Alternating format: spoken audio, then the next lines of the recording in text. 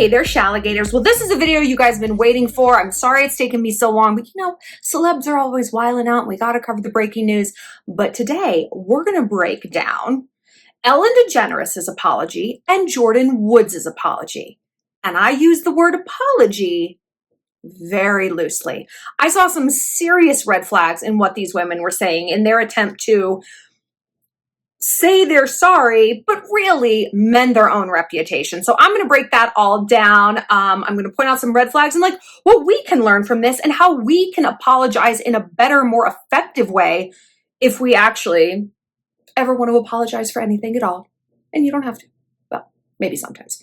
But before we get started, I just want to remind you guys to follow me on Instagram at ShallonXO. Also, head on over to InfStream. We are starting Evil Week, October 25th. 7 days, 7 videos about the 7 sins. We're going to do, I think, a few videos here on YouTube, but then we're going to move the really wicked stuff, the stuff we cannot talk about here, over to InfStream. It's $2 a month, uncensored and ad-free, so check it out. And now, a quick word from our Shalloners. You guys know me as the typical city girl, right? But since I moved to Montana, I've become outdoorsy. I'm hiking, I'm camping, I'm fishing. And you know what I was doing the very first time I did all these things? Using Apple AirPods. Until one day, one of them bounced out. It was like watching $100 roll down a hillside. It was ridiculous. And I'm like, you know what? I need a product that keeps up with my active lifestyle, or just at least isn't this crazy price point. So I made the switch to Raycon Everyday E25 earbuds. I love these things. They stick in your ear so well thanks to customizable fit, because Apple's like, well, I hope your ear is the same size as Shaq's, because y'all only get one size around here. Ridiculous. They also come in a variety of cool colors. They feature 6 hours of playback time, seamless pairing, tons of bass, and like I said, this customizable fit gives you noise reduction. You can put these in, tune out the world, actually hear what people are saying on a phone call, I know, wild, and live whatever active lifestyle you want, and they're not going to fall out. They're also sleek and compact, so you can sleep on them. They don't stick out and jam into your ear.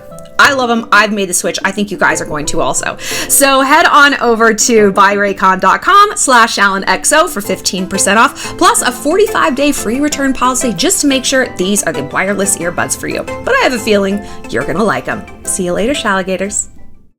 Thanks, other Shallon. Okay, Ellen. So as we know, Ellen basically got her ass handed to her earlier this year during like the lockdown, COVID. It all came out that she is an absolute nightmare behind the scenes.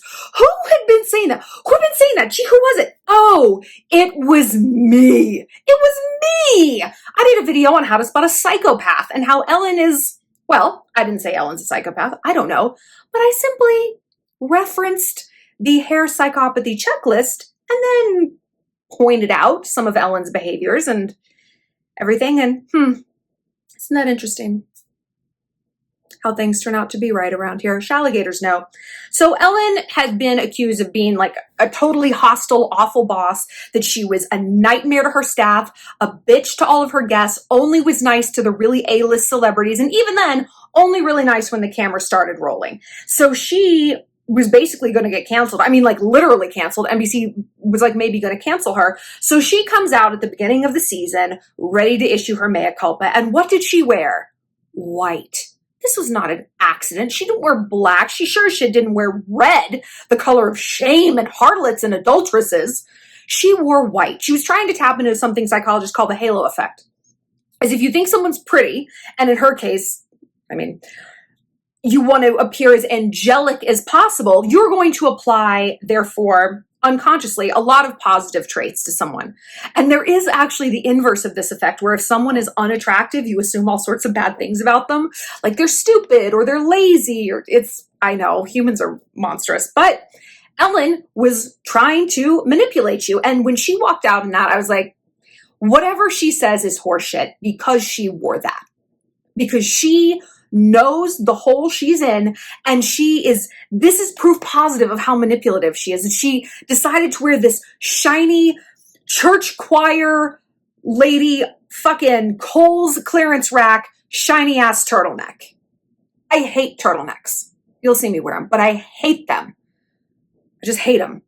And I hate people who don't know how to apologize. Let me say something about apologies, because I've got my fair share of people who hate me too. And you know how many times I've apologized? 0. You know why? Because I'm not sorry. If you don't like me, don't watch. Please remember, nobody pays to be here. You're a guest here. Act accordingly. People who watch this channel, like hate watch it, I always say it's like people who go to Costco, okay? You go to Costco, right? And you get meatballs from the meatball sample lady, right? And every day you go and you eat those meatballs. And then one day you're like, your mouth stuffed full of meatballs, juice dripping down your chin. You're like, you know what, meatball lady? Fuck you. Fuck you and your fucking meatballs. And you kick over her meatball stand. Only before you do, you stuff your pockets with more meatballs. And then as the stand is toppling over and she's writhing on her back, you take even more meatballs. That's like haters who hate my YouTube channel. You eat my meatballs, but you try to kick my stand over. So I don't really understand the thing here. So of course, I'm not going to apologize to that kind of person. I don't know these people. Why would I care if they didn't like me? I barely apologize to people in my real life when I have done something wrong. So it's always like very strange to me when I see celebrities like, I'm apologizing for that skit I did 10 years ago. What the fuck's wrong with you? If they don't like it, don't watch. But then again, people like Ellen DeGeneres has NBC bosses breathing down her neck being like, you gotta address this. Well, honey, I don't. That's interesting. My point is, if you're not sorry, don't apologize. Don't apologize. I mean, you can try to work through something with someone in your life if your friend is upset with you and like try to understand how they feel and be like, you know what? I acknowledge that X action created Y feeling in you. And so therefore I'm going to avoid X action in the future because I don't want you to feel Y. Unless you do, in which case maybe just don't be friends with them. But when celebrities try to apologize and they do such a piss poor job like these two women, I'm just like, why did you two even bother? Ellen did a measurably better job because she has a staff of writers and NBC bosses being like, no. This is what you're going to say. Jordyn was kind of flying by the seat of her pants, and she still came off pretty eloquent, but we'll break it down. Okay, so let's hear what Ellen had to say. Be back in the studio. There are a lot of things I want to talk about. I've been looking forward to addressing it all directly, and unfortunately, talking directly to people has been illegal for 6 months. So one thing she said that immediately jumped out at me was, I want to talk to you guys directly, but I can't talk to you directly because it's illegal. What do you mean? What are you talking about, Ellen? What are you talking about? What is this? This sentence makes absolutely no sense. Who do you need to talk to directly? Not your audience. You weren't mean to your audience. You were mean to your staff. So are you talking to them right now? Is that who you were addressing? Because actually during Corona, you could have talked to your staff directly. Hey, Hannah. Hey, Caroline. Sorry I was such a dick for the past 17 years. She could have done that. So it's interesting that she's blaming COVID. This is her distancing herself from this whole melee. And in both of these women's cases, this is what you're going to see, the pervasive theme. Distance! I'm going to put as much space between what I have done and the consequence that manifested as. As you may have heard, this summer there were allegations of a toxic work environment at our show. And then there was an investigation. I learned that things happened here that never should have happened. I take that very seriously, and I want to say I am so sorry to the people who were affected. I learned things were happening. That's what I would say if I learned people in my company were being sexually harassed by my VP and I didn't know it. Okay, but if I was the sexual harasser, I would be like, I learned I was doing this thing that I did all the time and kept doing and got up in the morning deciding I was going to do. What? This is the Ellen DeGeneres Show. I am Ellen DeGeneres. My name is there. My name is there. My name is on underwear. My name's over there. My name's over there. My name's over there. She can't help herself. A hallmark of psychopathy, and who knows, maybe she's not, is self-aggrandizement. And it's interesting that she just had to point out, this is my show. This is my show. I am the queen of the castle here. Because isn't that sort of what all her celebrity guests would say? Or not even the celebrity guests, just the regular people guests who are like on there to play a game. Don't look Ellen in the eye. You can't use that bathroom. Don't speak unless spoken to. Never be funnier than her. And so it's interesting that in the midst of this apology, she cannot help herself. She has to remind everyone she's the head bitch in charge. But you know what? She is. But with great power comes great responsibility. And isn't responsibility standing up and saying, I did this? She never really does that. One thing she does say is the word we. We have made changes. We are starting a new chapter. Are you Queen Elizabeth?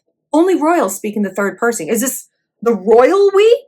Honey, it's you. We have made changes. Well, who was the other person that needed to make changes exactly? The guy who rolls in the vending machines? I'm really curious about that. I'd like to learn more about that. It was you. But again, she's distancing herself from her own behavior and making it a group thing. Because if it was a group that was doing bad things, on the surface you think, well, fuck, that's way worse, that it's like a whole cadre of people acting bad. Well, no. Because first of all, this we never gets defined. She's not like me, the assistant director, the cinematographer, and, the two interns, those fucking bitches over there. We were the problem and we have decided to change. No, she just creates this fake group for herself to insulate her behaviors and diffuse them over a group that doesn't actually exist. Genius. Imagine if you ruined Thanksgiving dinner, right? You got wasted, you're shooting fireball, you threw up on the turkey, maybe you even threw up on the dog. And the next day, your mom is like, I'm going to send you to boarding school. I'm going to put you in a sack and take you to Switzerland. Sounds nice, actually. What if you were like, you know what? We've thought about it a lot and we're making some changes. She's like, what? Who the hell are you talking about? The dog that you threw up on? Leave Noodles out of this. She's suffered enough. You would sound insane.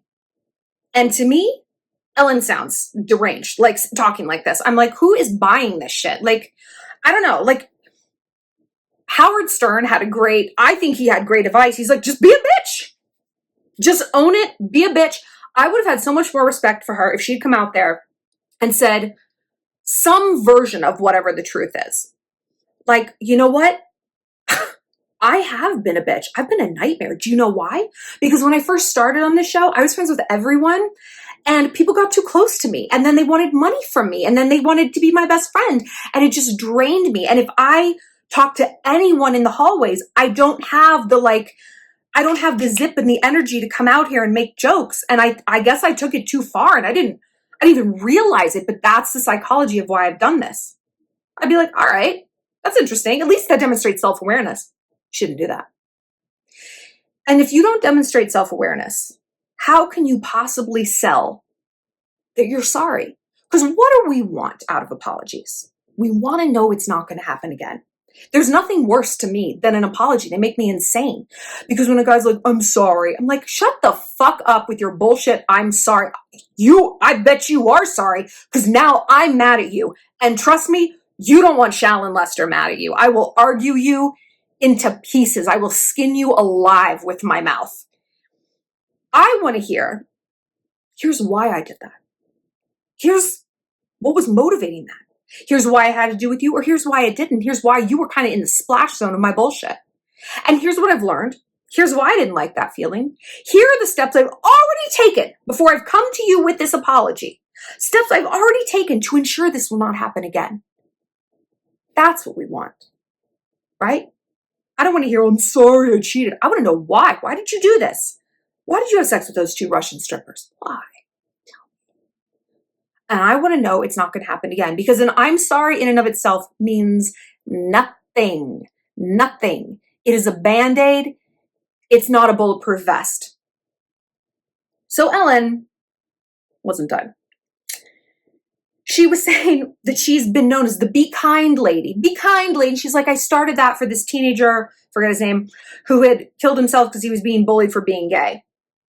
What the fuck does that have to do with the price of tea in China, Ellen? Nothing. I think she was invoking that because she's gay and that was like kind of a heartstring card to play. It's like, oh yeah, and she's probably suffered too. These are all micro calculations in our mind as the audience that are designed to invoke what? Pity. What do manipulative people want? They want to be pitied. Pity makes us very elastic, makes us very forgiving, right? Oh, well, that's why she did that. The kid who killed himself. Huh? What is that? Why does that mean you can't be nice to Nikki Tutorials? She's a BGTQ, right? You're not nice to her.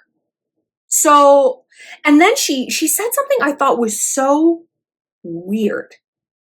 So let me give you some advice out there. If anybody's thinking of changing their title or giving yourself a nickname, do not go with the Be Kind lady. Don't do it. I think this is so telling. It's the summation of this is I can't be kind and I cannot sustain that. To say that like I cannot sustain kindness is very telling and quite worrisome. Not that you're probably going to have this opportunity to be friends with Ellen DeGeneres, but if it comes up, I wouldn't do it. Don't do it. Kindness is easy. It truly takes so much less effort than being mean.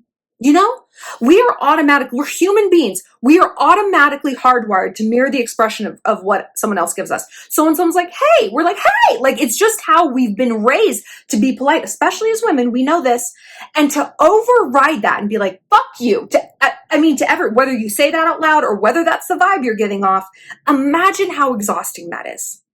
And for Ellen, it's less exhausting than being kind because she is not hardwired to be kind. That's what she's trying to tell us. What kind of person is not hardwired for kindness? I don't know. What could it be? And last but not least, she said something else that was telling. She made a joke about how, she again brought up the gay thing. She's like, I played a straight woman in several movies, so I'm a pretty good actress. Nobody really laughed because it wasn't funny. And she's like, do you really think I could come out here for 17 years and fool you if I was this bad person? Bitch, let me stop you. Right there, you've negated everything that you've said. You've negated any bit of self-awareness, of taking responsibility, because what that said was, no, I am nice. I am nice. I am this person you see. Well, you just said, don't pick the name the kind lady because it can't keep it up. And then before that, you said, I take responsibility for what happens here. But again, it's like she can't help but undercut herself. The psyche must be hurt, right? And if you give someone enough rope, they'll hang themselves. It's not a coincidence that the chief interrogation technique that law enforcement and the military uses is silence. You zip your lip and people will talk themselves into a grave, right? Ellen should have clipped this speech. I mean, when she walked out there in the bullshit Kohl's turtleneck, quite frankly. But I mean, she couldn't help herself. She wanted people to know, I'm not sorry. I'm not taking responsibility for this, either because I don't want to or because I refuse to believe this about myself. I don't know. But I did not see a shred of self-awareness. And I strongly doubt that she's going to be any better behind the scenes. She will force a smile. You know, some people, when they smile, it's like they're not smiling, they're baring their teeth. They're like, hey, it's so nice to see you. Hey. And you're like, please stop that. Stop. It is almost a hostile gesture. I can see her being like, just like, hey, yes, thank you. You can use whatever bathroom that you want. Ah! And this like forced awful grimace. And you're like, oh my God, girl, what? So the TLDR, I don't think Ellen's any different. I think maybe she'll hold it together for a little bit of time, but I don't think she's sorry. And I don't see any self-awareness. Speaking of, let's move on to Jordyn. So Jordyn went on this YouTube show called Now with Natalie on the Hillsong channel. Why is that significant?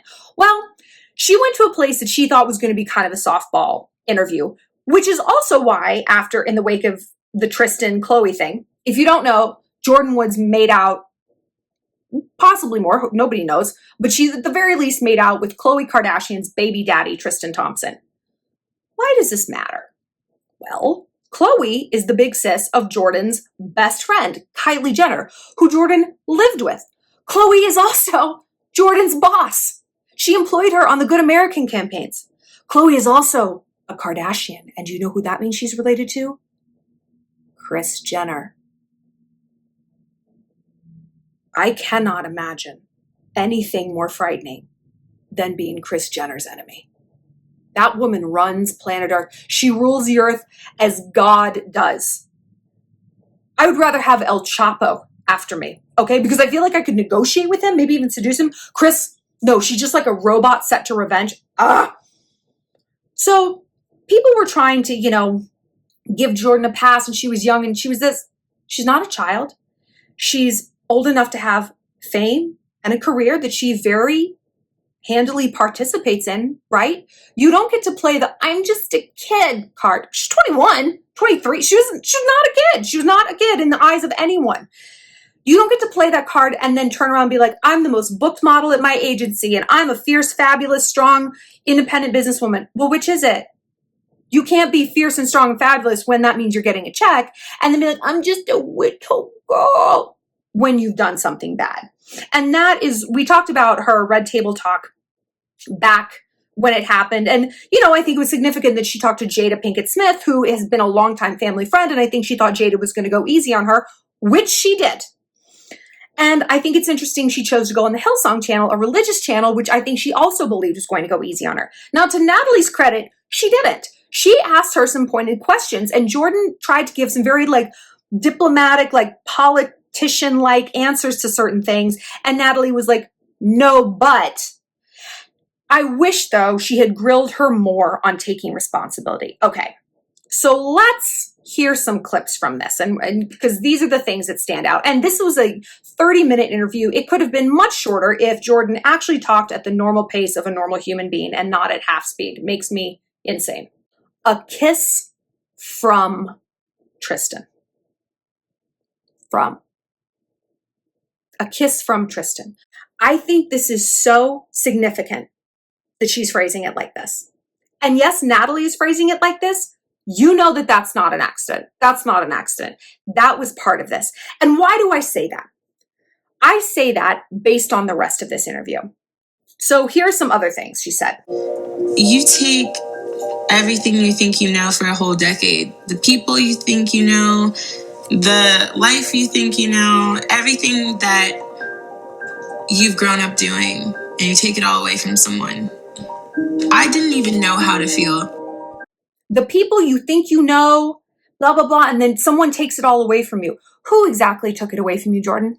Who would that have been? Oh, I'm so sorry. Was it actually just your own behavior? That's interesting. Both her and Ellen, again, they do this distancing thing. I don't want to be associated with my own behaviors. Jordyn is very, very careful to never utter the words, I am so sorry for what I did. She'll say things like, if people were hurt by this, or the people who were hurt by this, well, what is this? Not like, when Kevin Hart cheated on his wife. I mean, he's still like a trash husband. He's funny. But when he issued his mea culpa, he's like, I fucked up. And I'm like, you know what? Good. That's what you should be saying. If you're going to do this, do it. If you're not sorry, if you don't want to handle this privately, that's fine. Whatever. Who cares? But if you're going to come out and say it, fucking sell it. Sell it. Give me something to work with here, people. Let me believe you. Help me help you. And Jordyn talked a lot in Dr. Phil-isms. If you don't own it, you can't heal. Our generation lacks accountability and responsibility. Yes. Yes, it does. Thank you for being the exemplar of that. I really appreciate a visual aid, always. She talks about how this, and it's always just this situation, this time in my life, it's never specific. It's when I hooked up with one of my best friends' baby daddies.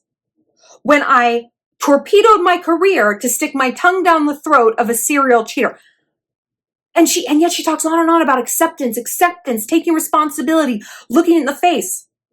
If you can't speak on it, you haven't accepted it, right? If you're not willing to say, I fucked up, I did X, I did Y, I did Z several times that night, and once in the morning again. How much have you accepted it? Why are you even speaking on it if you're not going to accept it? What is the point? So she said something else. Listen to this. You can't hold on to what you could have or should have done You just have to accept what actually happened. Yeah. And then you can let it go. It might take you a month to let it go. It might take you a year to let it go, but you have Don't to focus on what you could have done.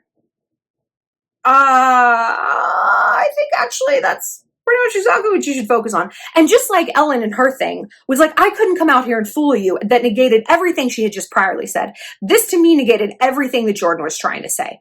Don't focus on what you could have done. Well, isn't that the definition of taking responsibility and learning from your mistakes? That's exactly what you should do. I mean, of course, you shouldn't obsess over it and play it again and again in your mind, but you should be like, no. I should have done things very differently. And I know what you're saying. Well, maybe she has reached that conclusion privately. Well, then why can't she say it? If she's so okay with it, if she's been like, and she gave a quote that I liked, when people try to bury you, remember that you're a seed and seeds grow. I was like, I like that. She did say some good things in here that were like smart, but it was paired with her own lack of accountability. Anyway, she really was so in touch. And if she was that seed growing, well, why can't you say what you did? That to me would indicate that you, ironically, if you want to seem distant from what you've done, calling it out is the best way to do that. It's the best way to do that. It's like, yeah, I fucked up. I made out with that guy. I was in a bad place. I'm not in that place anymore. And I can speak on it. I can talk about it. I can look it in the face because I have looked it in the face. So I'm not afraid to address it here. You can say, you don't have to say a kiss from Tristan. You can say, yeah, when I hooked up with Tristan. That to me shows growth, right? You pussyfoot around something and it's like, when we see that in our own personal life, I know that this has happened to you guys. It's happened to all of us, where a friend's been mad and they say something like, I'm sorry you feel that way. I'm sorry you were hurt. And you go from like a 5 to a 70,000. You just become enraged. And it's like, if you actually knew what you had done and were truly sorry and truly learned from it, you'd be like, I'm sorry I called you fat in front of your crush at the party. I'm so sorry I did that. But when people won't put a name to their behavior, how can they say that they put growth? How can they say that they put responsibility there? Again, if you're not sorry, say nothing. You're not required to be sorry for anything you do in this life. You're not. And that's okay. I would rather have someone be like, I'm not fucking sorry, than hand me some bullshit script. Just save it. Save it. Save it. But Jordyn did say some interesting things. And she was talking about how this whole thing happened because she wasn't standing still enough. She was in this like go, go, go mode. And she was kind of like a runaway train. And she said something like she knew something bad was going to happen. She just didn't know what, and I think we have all been there. Like we've just been out of control, whether it's how we're eating or how much we're drinking or the crowd we're hanging out with or how much school we're skipping or whatever it is. It's like, we know we're going 50 miles an hour towards a brick wall. We just don't know where that wall is going to pop out. And I think, she made a good point. She's like, this forced me to stop. And like I said before, the psyche will be hurt. If your psyche wants you to slow down, hey, deal with, and in Jordyn's case, it was the death of her father. Deal with something, slow down, like deal with this, with your body image issues, with you dropping out of school, with your drinking, whatever it is. Well, she'll do it the easy way. She will whisper that gently, and that will be your intuition speaking to you that you can hear in moments of stillness and quiet. Or she'll do it the hard way. And it won't be a brick wall in front of you. It'll be Tristan fucking Thompson, which is arguably a lot worse. Grosser. I'd rather run face first into a wall. A wall is probably cleaner. And so she said that forced her to stop and like deal with things. And again, so many of us have been there too. And if we're smart, we listen to the intuition. And if we're not, we run into a Tristan Thompson shaped wall. So let's learn from Jordyn's mistakes and pause. And if we feel out of control, and we are almost always in this life moving too fast, right? It's grind culture. We got to produce. We're moving too fast. We're just blindly following trends or what our friends are doing on TikTok or this person. We're always kind of like chasing something and keeping ourselves in this like manic state. Bring it in. Pause a little bit. Ask ourselves, am I happy? Am I happy in this category? Am I happy with this person? Take an inventory of your life. Pretend it's your room is full of everything in your life, every person, every activity, every outfit, every behavior, and go through it like you were like a store manager and be like, okay, this is working. That's actually not working for us. We're going to remove that. We're going to get more of this. Oh, workouts and meditation. I like that. That's great. Ooh, the friend who always puts me down, giving backhanded compliments. No, we're moving that out. Ooh, the fuck boy, we're moving him out. Oh, my lab partner who's cute and listens to me, we're moving him in. Let's stock our shelves with things that work. Otherwise, we're going to end up like Jordyn. And while I think Jordyn did demonstrate some self-awareness about what brought her there, I still think she's completely unwilling to accept that she really did something wrong. It's weird. It's this weird back and forth of like, you know, God brought me to this place to realign, but then she won't say it. I mean, like I said, I think that means she just either isn't sorry or doesn't feel like apologizing for it. It's very interesting. So I want to know what you guys think about both these women and their apologies, or explanations rather, because I know Jordyn's wasn't an actual apology, but do you think that they're full of shit? I mean, do you think Ellen is changing at all? Do you think Jordyn is sorry? Do you think she's going on this sort of like explanation press tour in order to just sway public opinion? Or do you think she really has had some like come to Jesus moments in her own hearts and minds? I don't know. And speaking of Jesus, we're going to talk about the opposite. We're going to talk about the devil, the little she-devil in all of us. Evil Week starts October 25th, 7 days, 7 sins, 7 videos. I'll see you soon, Shalloners.